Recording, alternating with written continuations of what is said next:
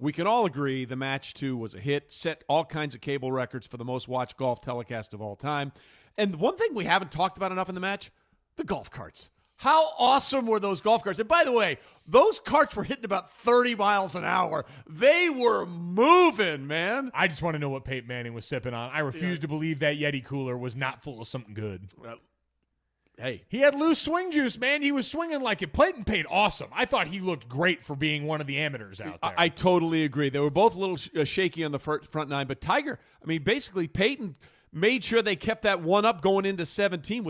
He almost holed that shot from 180-plus yards. So he actually was really good, contributed a lot of birdies. The whole thing worked. Everything about it worked. The format, the carts, the cart cams, the microphone, the smack talk, everything. So we wanted to know. By the way, those carts are going to be auctioned off with the money raised from each one going to COVID-19 relief. I don't have enough money, but I would like to buy those carts and have them. They would be phenomenal. So we want to know, because this has to happen again, right? This much we know about television executives. When something works, they will beat it into the ground until you say, stop doing this thing. So it is coming again. So for the match 3, Phil and Tiger have to be a part of it because of the clear sort of agita between those two. It's like sandpaper sometimes. Even though they're good friends, they got to be a part of it. Who else would you want in the foursome? Phil with who and Tiger with who? 888-729-3776, 888-SAY-ESPN. Let's get to some phone calls on that. Let's go to Bob in Texas. Bob, thanks for being with us. Hope you and yours are well. Who do you want to see in the foursome for the match 3 with Phil and Tiger? Oh, I think it'd be great if they had Jim Harbaugh and Ryan Day. Oh, you know what? That's really good. I'd even go back and put him with Urban Meyer. Put Urban in there? Like, just put the absolute most disdain you could. 2 of the biggest names in college football. And one of the remarkable parts of Brady was the restraint, that he didn't snap a club or throw anything into the woods like I would have. Jim Harbaugh's launching his bag. Correct. Jim Harbaugh's snapping. He'll play the rest of the round with just a 7-iron, but he is going to let that fury out. I don't know what Harbaugh's golf game is, but Urban, when he was the head coach at Ohio State, had a house on the course at the Memorial. So, I mean, like... So he'd beat him at that, too? I would say he might. I was just say he might, because he was in the right spot for that. So, we appreciate that call, Bob. Thanks very much. I like that one. Let's go to Mike in Missouri. Mike, thanks for being with us this morning. Hope you and yours are well and safe. Who do you want in the next match, the foursome with Phil and Tiger? Who should it be? Guys, I think the obvious one, especially after the last dance, has to be Barkley and Jordan. Barkley. Well, yeah, I appreciate that. Now, look, here's what you need to understand about Chuck. Having played golf with Charles, it's an experience. You can see his swing out there. He was a good player at one time, but he himself describes his swing as a speech impediment. Okay? It starts, and then it stops, and then it resumes, and rarely does the ball hit square on the club face.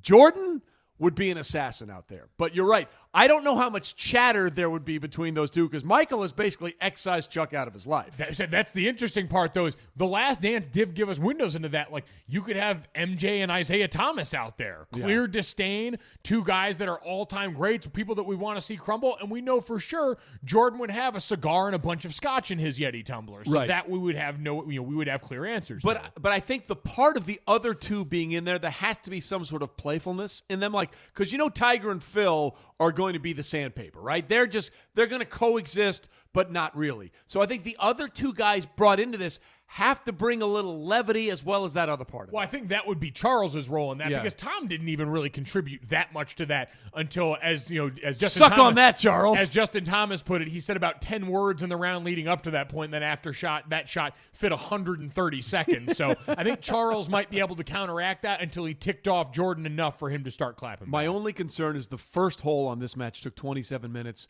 With Chuck, it might have taken 37. So pace of play for Charles. Rate of play. It's a thing. Let's go to Chad in New York. Chad, thanks for being with us. We appreciate you. Hope you and yours are well this morning. Tiger and Phil, who do you want in the foursome for the match 3? So I think we might as well go with the blockbuster hit now, and we'll go with Tiger and MJ versus Mickelson and Steph Curry. Why? Because Michael Jordan and Steph Curry are both scratch golfers.